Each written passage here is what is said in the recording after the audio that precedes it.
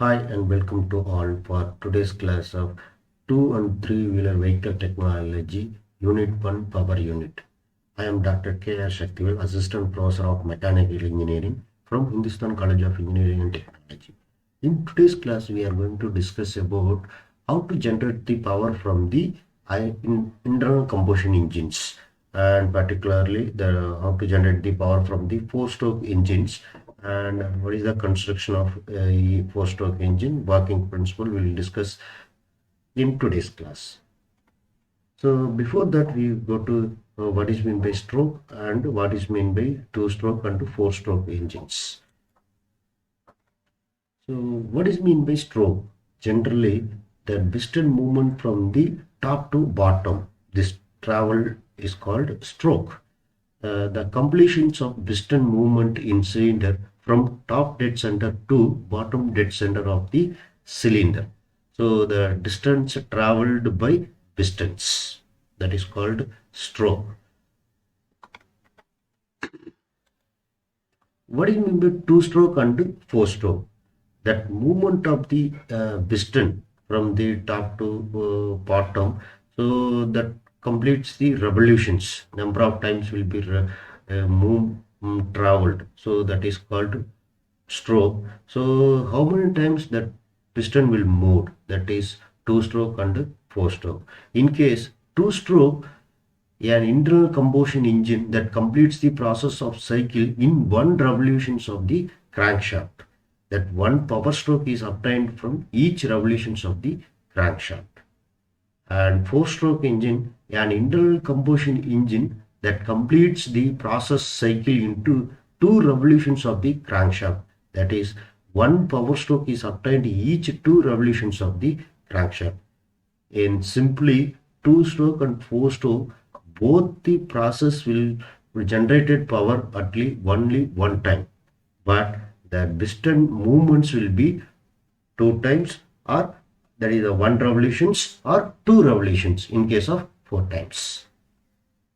So that is called two stroke and four stroke. Now we will go to see about the what are the parts in the four stroke engines.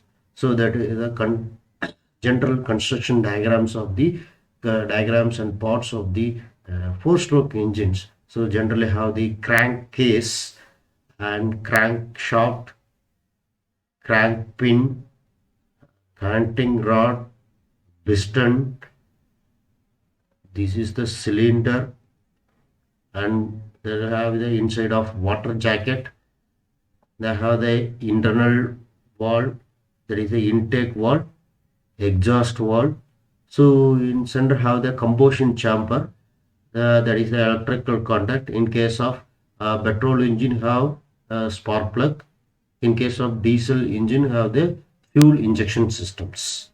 And then cam mechanisms you will use it to operate the inlet and exhaust valves. So these are the main components or parts of the four-stroke engines generally. And what are the parts that will be listed here?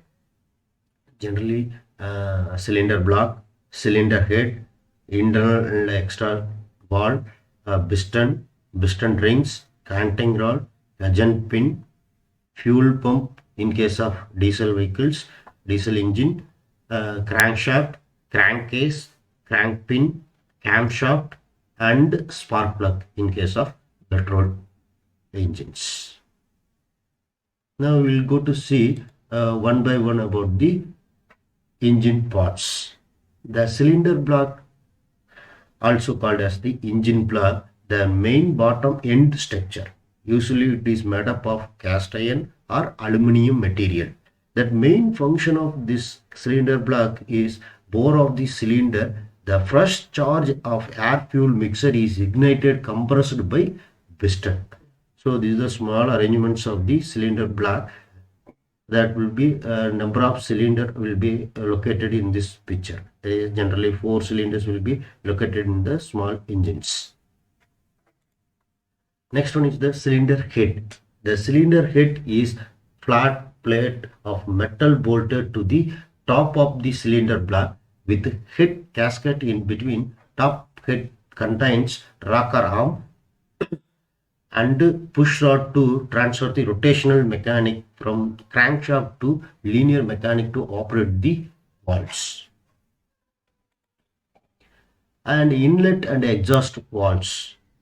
So that name itself used inlet valve used to take the fresh air fuel mixer into the cylinder, and exhaust valve to exhaust the burned waste gases from inside of the cylinder to exit.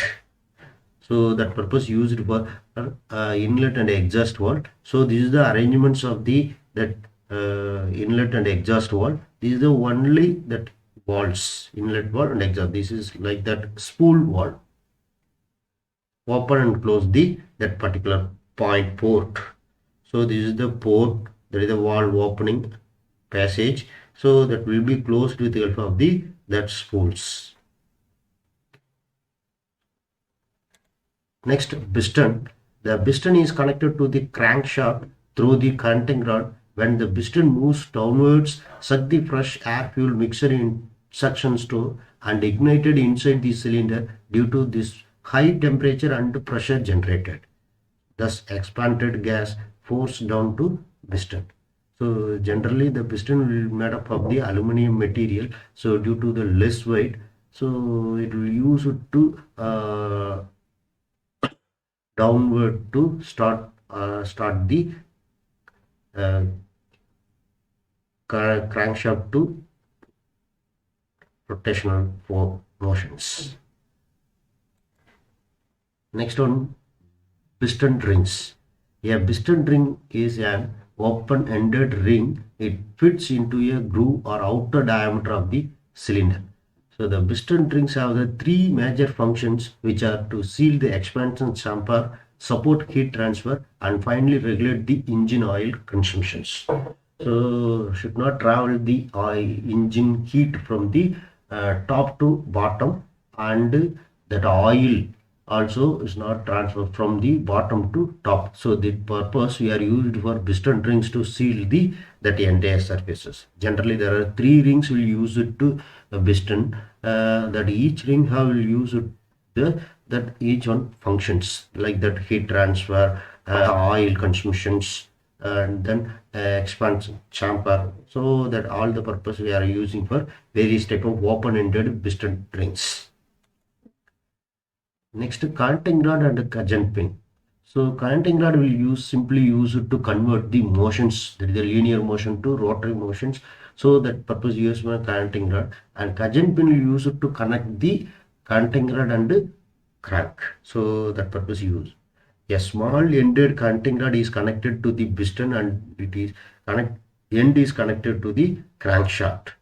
It is used to transmit the reciprocating motions of piston to the rotary motions of the crankshaft. So a cudgel pin is used to connect the piston and the connecting rod. So these two locations used to connect the cudgel pins. So next one is the crankshaft. So the crankshaft is part of the engine which is translate the reciprocating linear motion of the piston into rotary motions. So here itself that power will be generated, rotary motion power will be generated from the crankshaft. So that is from the connecting rod motions. Next one is the camshaft. That camshaft is used to operate the valves, so that the inlet and exhaust valve opening and closing will be controlled by means of this camshaft. It consists of the cylindrical rod with the cams. So this is the cylindrical rod with that one side have the cam mechanisms. So that will be a oval shapes. So that will be open and close. This oval shape will come to push the valves and then open that spool, and remaining areas will be closed conditions. Since the valves control the flow of air fuel mixture intake and exhaust burned gases, valve must be opened and closed at the appropriate time during the stroke of the piston. For this reasons, the camshaft is connected to the crankshaft either directly via our gear mechanisms or indirectly via belt chain called timing belt or timing chain. The camshaft rotates at the same rate of that crankshaft. Next one is the spark plug. In case of the petrol vehicle, we are using for spark plug to ignite the compression process. To start the compression process with the help of the electrical burning process will be started. So that purpose for electric spark will be used for each and every petrol vehicles. So it is used to ignite the air fuel mixture of the combustions. There will be a number of parts there in the spark plug, from the starting of the inlet tip, and the exit is the electrode gap or electrode tip. So here itself that will producing of the very small spark will be to ignite the compressed air. So how it is working of the four-stroke engines? A four-stroke engine was first demonstrated by Nicholas Otto in 1876. It is hence it is also called as Otto cycle. It consists of the four-stroke. One cycle is completed in four-stroke of the piston. So that is, one cycle is completed every 2 revolutions of the crankshaft. So that complete four strokes will be completed. That four stroke will be completed in 2 revolutions.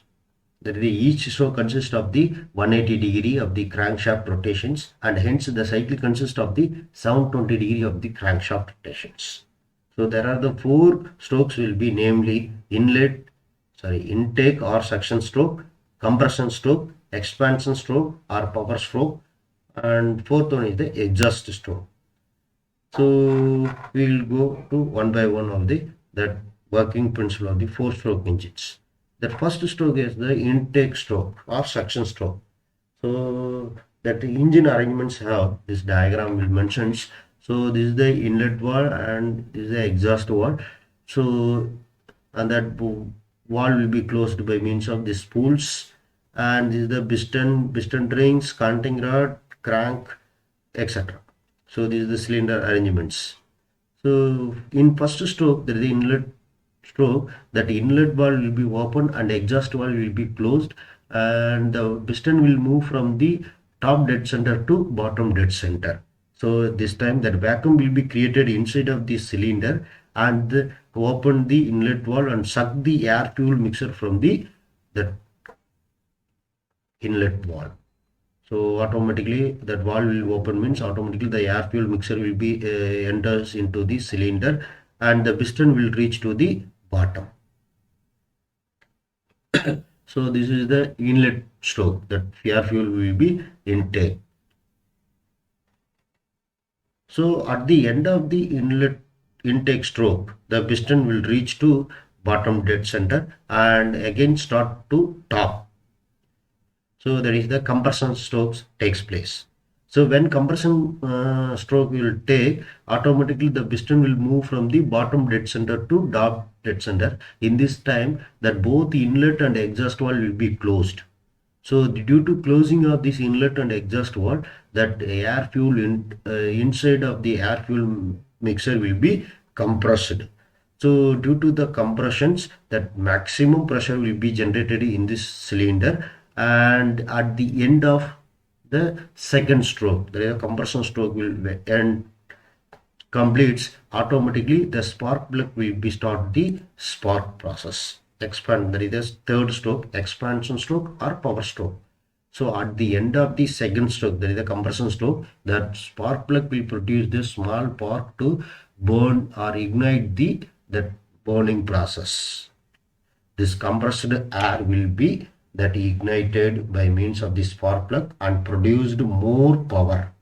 So due to this power, that is called power will be generated from the third stroke. Due to this power, the piston will move towards again down. There is a top to bottom will move. So this process will be completed. Power stroke will be completed at the end of the third stroke. That is the when piston will reach to the bottom dead center. Now we will go to for the fourth stroke, that is the expansion stroke. So when piston will reach to the bottom dead center, again we will start from bottom to top. So this time that inlet valve will be closed and exhaust valve will be open to release the exhaust burst burned gases. So I already have the burned gases, waste burned gases inside of this cylinder. So that will be exhausted with the help of the exhaust valve. So due to the piston movements, so now the piston will move from the bottom to top 10, and automatically that waste burned gases will be released through this exhaust port.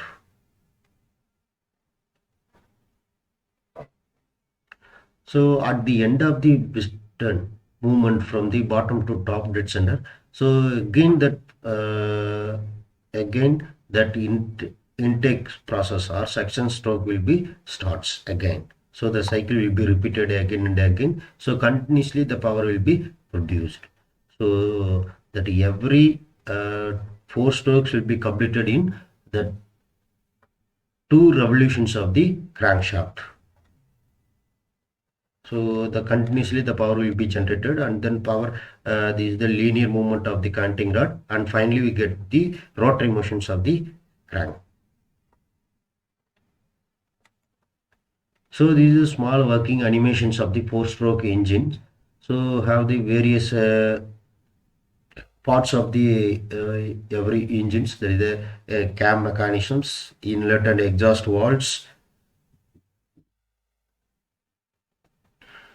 the piston, canting rod, crank. So that will be rotated. That name of the strokes will be mentioned in this numbers.